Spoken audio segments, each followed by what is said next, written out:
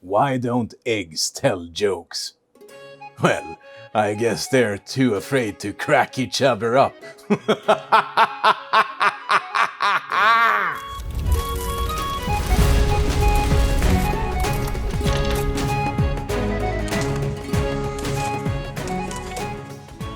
Hi good folks, my name is Lay, and I want to welcome you to my channel called Devs and Dice, where I paint miniatures or craft terrain for the tabletop. I want to start by saying that I'm all fine and dandy. My motivation to keep doing videos is still strong, but the fact of the matter is that work and life has been taking more time for me as of late. Now with that out of the way, today I want to show you how I made these lovely, small, ruined, awesome looking houses. Let's get cracking. Alright, so we have 4 templates that I've made, and I did these in Illustrator, and they're very simple. Now, the whole basis of this is to use some 5mm foam core. I'm gonna use some of my kids' glue stick to get these templates attached to that 5mm foam core. And once I have them there, I start cutting them out. And in this step, also cut out all of the doors and the windows and such. And remember, it doesn't have to be super neat. The corners I cut halfway through so I can snap them, like so. They become natural hinges, which also gives us a nice place to place timber later on. My base will be these circa 4 inches or 10 centimeter do-it-yourself coasters. Now the reason why I'm doing this is because I want my footprint to be as small as possible. So I'm not going to have any sort of base outside of the actual building's dimensions. This will simply play into the dynamic nature of Mordheim and enable me to place these buildings in more ways.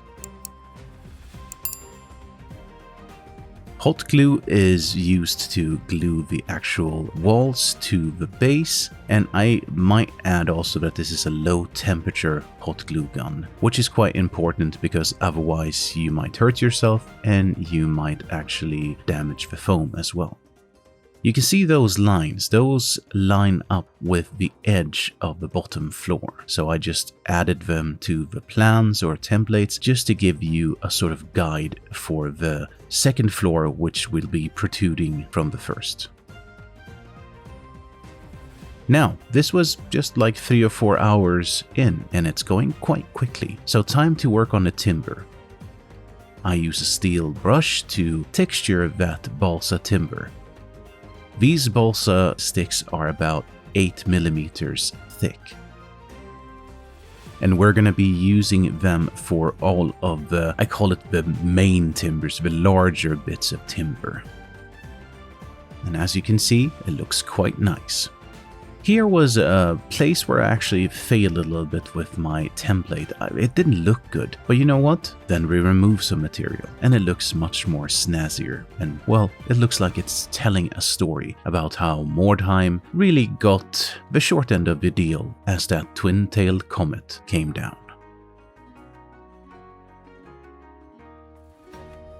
Once we have all of the basic timbers in place, it's time to look at the actual roofs of the buildings that have them. Now this is a simple thing to just cut them into, well, angle and shape and glue them there with some hot glue. These were a little bit tricky, and I didn't know exactly how it would look, but it turned out okay-ish, I feel like.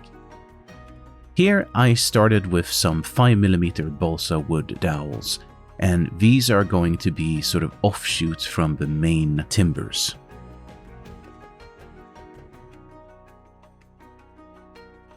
Now on the inside, it's a good thing to start marking out where your floor lines are.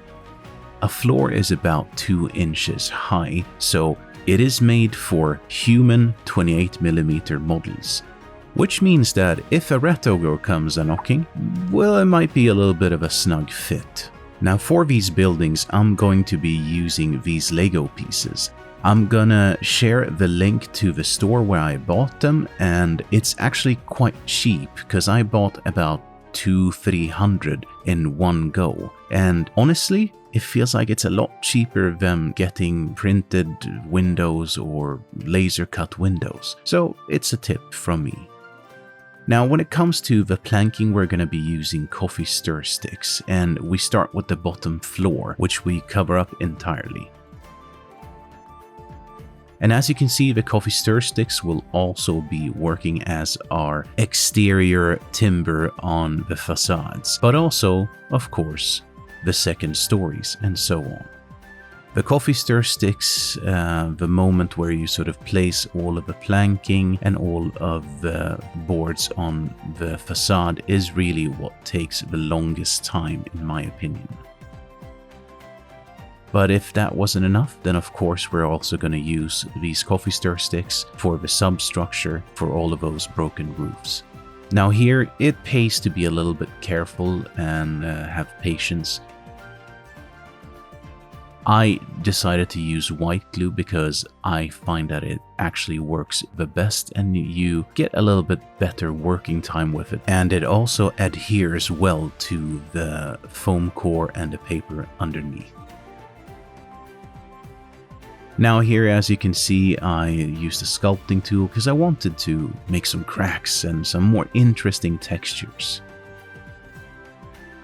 But on the subject of texture, the real deal will come when we start using sand texture gel. This is going to be used as the stucco on the actual walls, so in between all of the planking. And remember, if you get a little bit on the planking, that's fine. We are simulating that someone actually built this, and mistakes are always made.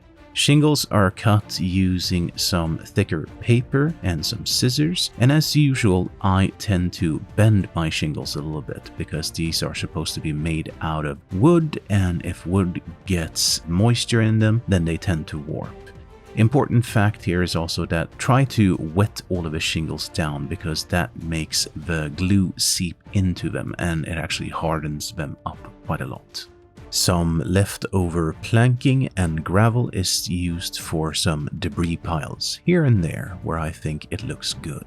Now, while I'm priming and zenithaling these buildings, I want to thank my patrons so much for their support. Special shout out goes to my champion and legend level patrons: Andreas Winberg, Bo Ahlgren, Erik Ortman, 4VXP, Juan Maconesa, Lawrence Davis, Madners, Magnus Solberg, Tine Mertens, Battlecore 7, Leander, Marc-Anton Laramie, Niklas Sedenlind, and Oliver Granlund. Thank you so much, good folks. Liquitex Burnt Umber Transparent Ink is sprayed all over the buildings. Now this is just to give them that dirt feel, and you'll see why this is sort of a very good process in my opinion. Now I'm going to come in with some very diluted light brown, and I'm going to wet blend in some lighter on all of the panels.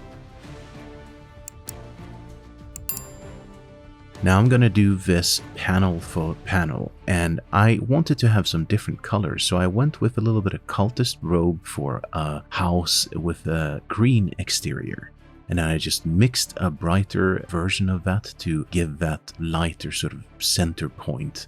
Now this actually is much easier than you'd think. If you ever wanted to wet blend, doing it with terrain is a good way to start.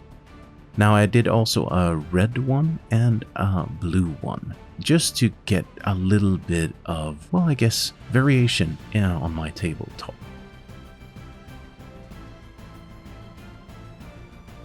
The shingles, I'm using my favorite color Dark Sea Blue and a lighter color to just dry brush in those highlights.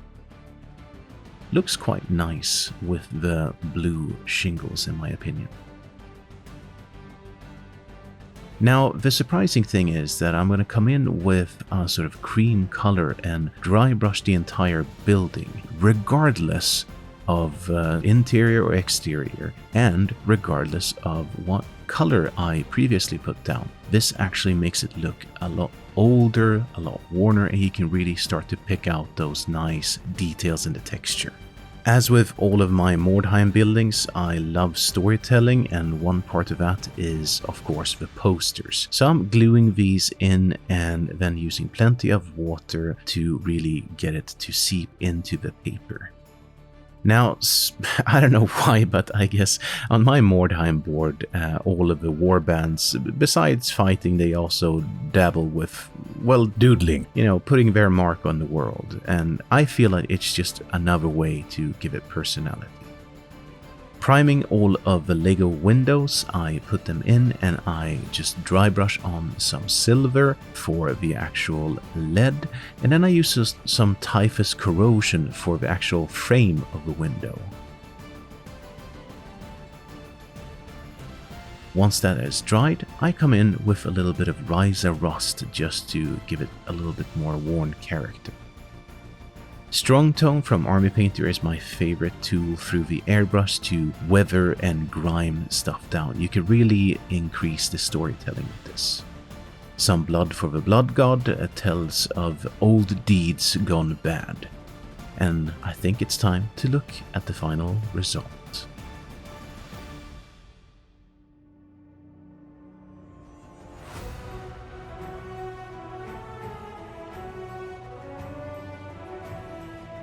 All of these buildings were meant to be completed in one weekend because originally I was supposed to have a class where I sort of taught people how to do these buildings, and I figured I wanted to see if I could do it first and foremost. In all honesty, this wasn't done in one weekend, but that's simply because I have a busy life. But 2 full days, yes, it's more than enough time to get this done if you plan out your drawing time. Remember that just because you're sleeping doesn't mean that you're not crafting. White glue can dry and can get ready for you the next morning. So as long as you split it up in a good way, then it is very much possible to do these buildings in one weekend.